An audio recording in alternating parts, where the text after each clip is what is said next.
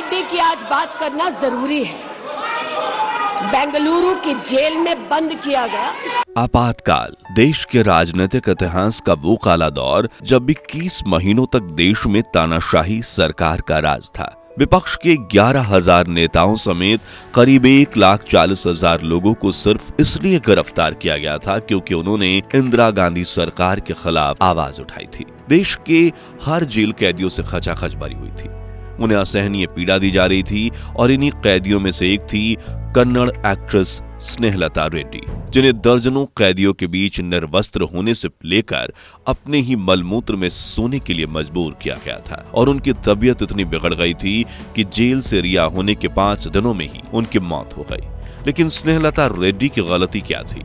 21 महीनों तक तानाशाही करने के बावजूद इंदिरा गांधी ने रूठी हुई जनता को कैसे मनाया और कर ली सत्ता में वापसी?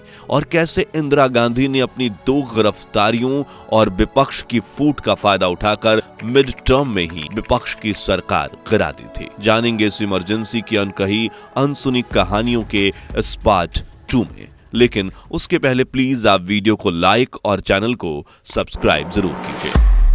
भाइयों और बहनों, राष्ट्रपति जी ने आपातकाल की घोषणा की है।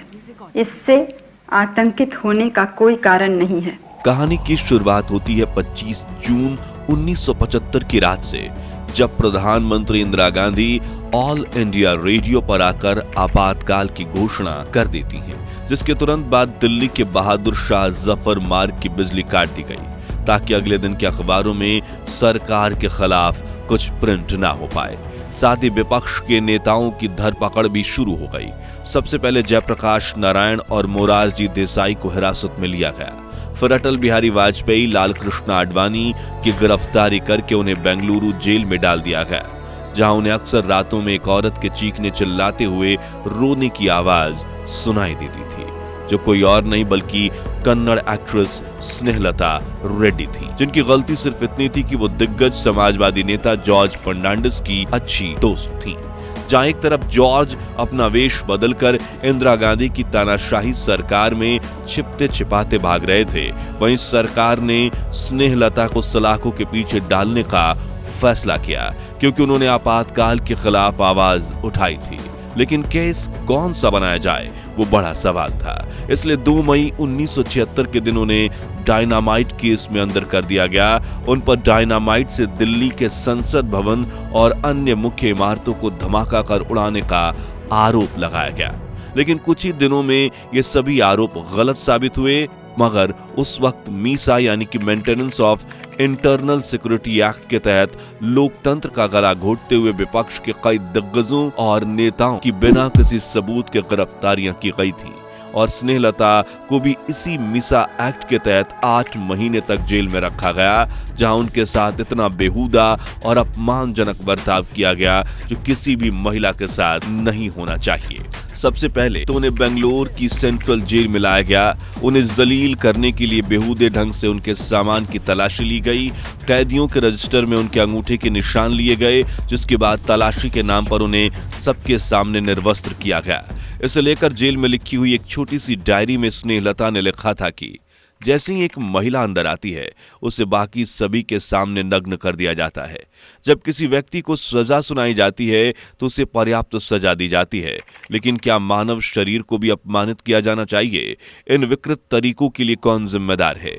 इसके बाद स्नेहलता रेड्डी को एक कोठरी में बंद कर दिया जाता है, जिसमें बमुश्किल एक इंसान रह सकता था और वहां भी कोई टॉयलेट नहीं था, बल्कि कोठरी के कोने में छोटा सा छेद बना हुआ करता था और दूसरे छोर पर लोहे का एक जालीदार दरवाजा था। यहाँ ना तो सूरज की रोशनी आती थी और ना ही पंखा लगा हुआ था। बताया जाता है कि अगर पेशाब करने वाला छेद ओवरफ्लो हो जाए, जिसे जानबूझकर साफ नहीं किया जाता था, तो मजबूरी में स्नेहलता को अपने ही मलमूत्र में सोना पड़ता था। उन्हें अस्थमा की बीमारी थी, लेकिन जेल में उन्हें समय से दवाई नहीं दी जाती थी। बाकी कैदियों की तरह उन्हें भी सही भोजन तक नहीं दिया जाता था, जिससे उनकी तबीयत काफी बिगड़ने लगी थी और रात के समय में वो दर्द से कराहते हुए काफी चिल्लाती थी, लेकिन उनकी मदद करने वाला कोई नहीं था। अटल बिहारी वाजपेयी और लाल कृष्ण आडवाणी के अलावा मधु दंडवते भी उसी जेल में कैद थे और उन्होंने अपनी पुस्तक में लिखा कि उन्हें रात के सन्नाटे में स्नेहलता की चीती हुई आवाजें सुनाई देती थी। हालांकि अंतहीन प्रताड़नाओं को झेलने के बाद भी स्नेहलता टूटी नहीं, बल्कि उन्होंने अन्य कैदियों का भी मनोबल बढ़ाया और वहां पर रहकर उन्होंने भूख हड़ताल की।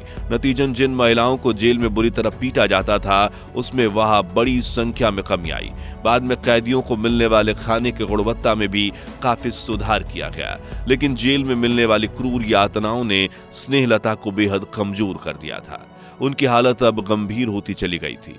उनका परिवार लगातार कोशिश कर रहा था, लेकिन करीब 8 महीनों तक उन्हें रिहा नहीं किया गया और आखिरकार 15 जनवरी 1977 के दिन स्नेहलता को पैरोल पर रिहाई मिली, मगर रिहाई के 5 दिन बाद ही 20 जनवरी को हार्ट अटैक के कारण उनकी मृत्यु हो गई।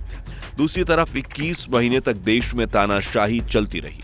संजय गांधी ने तो एक इंटरव्यू में यह तक कह दिया था कि आने वाले 30 सालों तक मेरी मां का इमरजेंसी हटाने का कोई इरादा नहीं है। अगर ऐसा होता तो आज भारत का हाल शायद नॉर्थ कोरिया जैसा ही होता। लेकिन 23 जनवरी 1977 को सरकार ने अचानक इलेक्शन की घोषणा करके सबको हैरानी में डाल दिया, ताकि विपक्ष के दिग्गज नेताओं के इलेक्शन लड़ने में कोई दिलचस्पी नहीं थी, क्योंकि उनके पास इलेक्शन लड़ने तक के पैसे नहीं थे। लेकिन इंदिरा गांधी अपना इलेक्शन कैंपेन शुरू कर चुकी थी। उन्होंने सिक्किम और कश्मीर को छोड़कर भारत के सभी राज्यों में 244 रैलियां की और करीब 40,000 किलोमीटर की यात्रा की। मगर इंदिरा गांधी ने आपातकाल हटाने का फैसला क्यों किया, इसे लेकर कुछ थियरीज बताई जाती। पहली थियरीज, इंटेलिजेंस ब्यूरो ने एक सर्वे करके इंदिरा को बताया कि उन्हें इलेक्शन में करीब 340 सीटें मिलेंगी। दूसरी थियरी, अमेरिका के प्रेसिडेंट जिमी कार्टर या अपने गुरु जे कृष्णमूर्ति के समझाने पर यह डिसीजन लिया गया।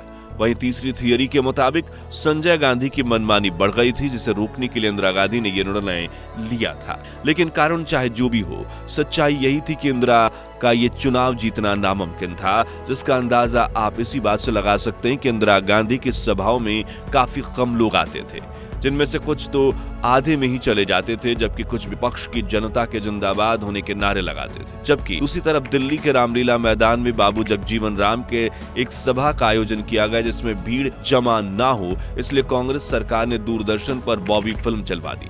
हालांकि ये तरकीब भी धरी की धरी रह गई जब जनता को पता चला कि रैली में श्री अटल बिहारी वाजपेयी आने वाले। देखते ही देखते मैदान में लाखों लोगों की भीड़ जमा हुई और अटल जी ने स्टेज पर आकर अपने अंदाज में कहा, बाद मुद्दत के मिले हैं दीवाने, कहने सुनने को बहुत हैं अफसाने, खुली हवा में जरा सांस तो ले लें, कब तक रहेगी आजादी कौन जाने।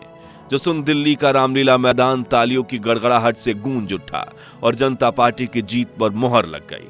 कहा जाता है कि इलेक्शन कांग्रेस सरकार और विपक्ष के बीच नहीं, बल्कि जनता और विपक्ष के बीच लड़ा जा रहा था और जनता इतने आक्रोश में थी कि वो इंदिरा गांधी सरकार के सामने खड़े खंबे को भी इलेक्शन जिता दी। और हुआ भी यही।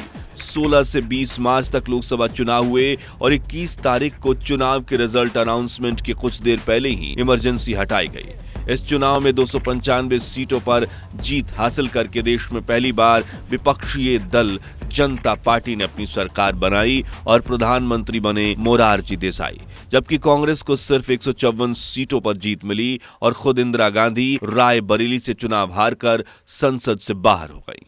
मोरारजी देसाई सरकार ने सबसे पहले इमरजेंसी के दौरान हुए संविधान संशोधनों को रद्द कर दिया, high court and supreme court की पावर को रिस्टोर किया। साथ ही इंदिरा गांधी पर इलेक्शन के दौरान बिजनेस घरानों के पैसों से 104 जीप गाड़ियां खरीदने का आरोप लगाया। इस केस का नेतृत्व खुद चौधरी चरण सिंह कर रहे थे, लेकिन इसे भारत की राजनीति का ऑपरेशन बलंडर के नाम से जाना जाता है, क्योंकि यहीं से इंदिरा गांधी की सत्ता में वापसी हुई थी। दरअसल इंदिरा देख चुकी थी कि आपातकाल के दौरान सरकार ने जब जॉर्ज फर्नांडिस की गिरफ्तारी की तो वो कितना बड़ा इवेंट बना था और लोगों में सरकार के खिलाफ आक्रोश बढ़ा था। इसलिए खुद की गिरफ्तारी को भी हाई लेवल पर ले जाने का प्लान बनाया गया और जब पुलिस इंदिरा गांधी को गिरफ्तार करने आई तो संजय गांधी ने उनके घर के बाहर हजारों कांग्रेस समर्थकों की भीड़ लगा दी। मेनका गांधी ने मीडिया में अपनी पहचान का फायदा उठाते हुए बिग ब्रेकिंग न्यूज बनाया और इंदिरा गांधी ने जमीन पर बैठकर सिर्फ हथकड़ी पहनने के बाद ही जेल जाने की जिद की। लेकिन यहाँ जनता पार्टी सरकार का दांव फेल गया, क्योंकि ये केस इतना कमजोर था कि खुद जज ने ही उसे डिसमिस कर दिया और सिर्फ एक दिन में इंदिरा गांधी रिहा हो गईं। उन्होंने अपनी गिरफ्तारी को बड़ा इवेंट तो बनाया ही था और इसी के जरिए उन्होंने जनता की सहानुभूति लेना शुरू किया। दूसरी तरफ आपातकाल के दक्षिण भारत के पिछड़े हुए शहर और गांवों से कुछ खास असर नहीं पड़ा था। इसलिए इंदिरा गांधी ने कर्नाटक के चिकमगलूर से उपचुनाव लड़ने का फैसला किया, जहां कांग्रेस के नेताओं ने नारा लगाया, एक शेरनी 100 लंगूर, चिकमगलूर चिकमगलूर। नतीजन इस उपचुनाव में इंदिरा गांधी जीतकर संसद में वापस लौट आईं। हालांकि आपातकाल के दौरान अपनी ताकत का गलत फायदा उठाने के आरोप में सरकार ने न सिर्फ उन्हें सस्पेंड करवाया बल्कि तिहाड़ जेल भेजने का प्रस्ताव भी पारित किया। अब भले ही ये उस वक्त की मौजूदा सरकार का इमरजेंसी में हुए अत्याचारों के खिलाफ गुस्सा हो, लेकिन इंदिरा गांधी के खिलाफ लिए गए हर निर्णय कमजोर पड़ रहे थे और वो इंदिरा गांधी के पक्ष में ही काम कर रहे थे। इस बार सीधा संसद भवन से ड्रामेटिक गिरफ्तारी हुई, जिसका देश भर में खूब चर्चा का विषय बनाया गया और उनके साथ संजय गांधी को भी गिरफ्तार करके 7 दिनों तक तिहाड़ जेल में रखा गया। फिर वो रिहा हो गईं। इधर इंदिरा गांधी की छवि साफ हो रही थी, उधर जनता पार्टी सरकार में फूट पड़ने लगी थी, क्योंकि बाबू जगजीवन राम, चौधरी चरण सिंह, मोरारजी देसाई और चंद्रशेखर समेत सभी नेताओं की इच्छा थी कि वो प्रधानमंत्री बने, इसलिए उनमें काफी मतभेद हुए। इस बीच इंदिरा गांधी की कांग्रेस पार्टी ने चरण सिंह को अपनी तरफ कर लिया था, इसलिए 28 जुलाई 1979 के दिन चरण सिंह मोरारजी देसाई सरकार से अलग हो गए और उन्होंने कांग्रेस के समर्थन में अपनी सरकार बना ली, जिससे उनका प्रधानमंत्री बनने का सपना पूरा हुआ। जिसके बाद इंदिरा गांधी ने प्रधानमंत्री चरण सिंह पर कांग्रेस नेताओं पर लगे आपातकाल के आरोपों को हटाने के लिए दबाव डालना शुरू किया, लेकिन पीएम बनते ही चौधरी चरण सिंह का रवैया बदल गया था। एक बार इंदिरा गांधी और 25 कांग्रेसी नेता चरण सिंह के स्वागत में गुलदस्ता लेकर इंदिरा गांधी के घर पे खड़े रह गए, लेकिन चरण सिंह ने अपना काफिला वहां नहीं रुकाया और आगे निकल गए, जिससे इंदिरा गांधी गुस्सा हो गईं। बाद में चरण सिंह अपनी गलती सुधारने की कोशिश कर रहे थे, लेकिन इंदिरा ने उन्हें संदेश भिजवाया, अब नहीं, और चरण सिंह सरकार से अपना समर्थन वापस ले लिया, जिससे सिर्फ 5 महीने में उनकी सरकार गिर गई। अब देश में किसी भी पार्टी के पास मेजोरिटी नहीं थी, यानी देश में कोई सरकार ही नहीं थी। इसलिए इलेक्शन कमीशन ने साल 1980 में मिड टर्म इलेक्शन करवाए। जनता ने भी कमजोर विपक्षी दल को सत्ता में कुछ खास पसंद नहीं किया था, क्योंकि वो सिर्फ अपनी कुर्सी के लिए ही लड़ रहे थे और देश में महंगाई बढ़ती जा रही थी। वहीं इंदिरा गांधी ने भी जनता से माफी मांगकर पिछले 3 सालों में अपनी छवि साफ करने की कोशिश की थी। नतीजन कांग्रेस ने 353 सीटों पर मेजोरिटी से जीत हासिल कर अपनी सरकार बनाई और इंदिरा गांधी एक बार फिर बनी देश की प्रधानमंत्री। तो आज के लिए बस इतना ही। क्या इंदिरा गांधी को फिर से सत्ता में लाना जनता का सही फैसला था या सबसे बड़ी भूल? इस बारे में अपनी राय कमेंट्स में बताइए। ये वीडियो अच्छी लगी हो तो इसे लाइक और शेयर करके 11,000 लाइक्स करवाकर हमें सपोर्ट कीजिए और भारत के इतिहास से जुड़ी ऐसी अनकही अनसुनी कहानियों के लिए हमारे चैनल को सब्सक्राइब करके पास वाली घंटी जरूर बजा दीजिए। जय हिंद, जय भारत।